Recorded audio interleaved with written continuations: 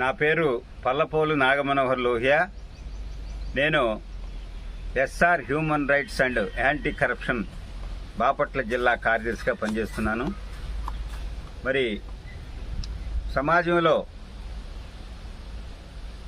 జర్నలిస్టులు, విలేకరులు అని పిలువబడే వీరు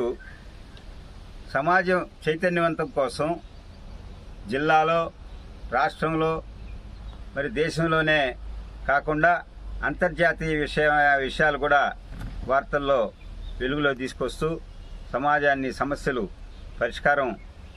కావటానికి వెలుగులో తీసుకొస్తూ మరి జీవితాంతం కృషి చేస్తూ రోజులో 24 గంటలు జీతాలు ఉన్నా లేకపోయినా సస్యశ్యామలం చేయటానికి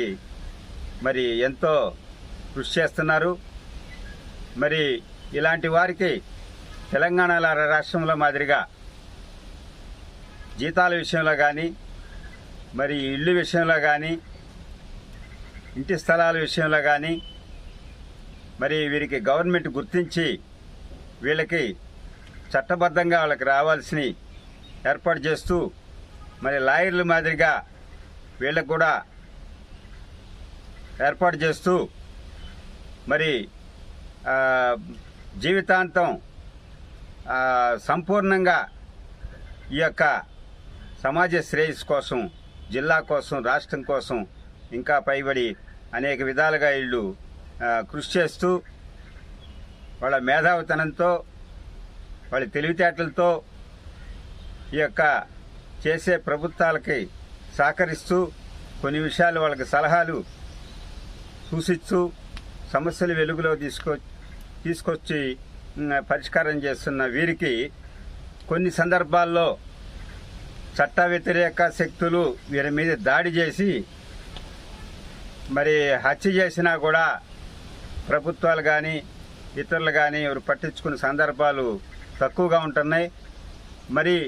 ఈ యొక్క జర్నలిజం కోసం, సమాజం కోసం త్యాగం చేస్తూ కొంతమంది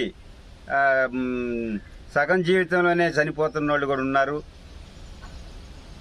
ప్రతిరోజు రాష్ట్రంలోనూ, దేశంలోనూ,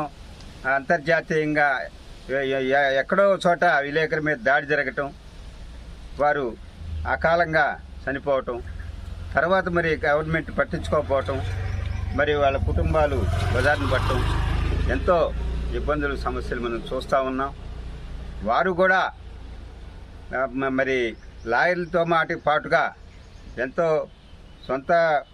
కొంతమంది సొంత ఖర్చులతో కూడా ఖర్చు చేస్తూ సమాజం చైతన్యం కోసం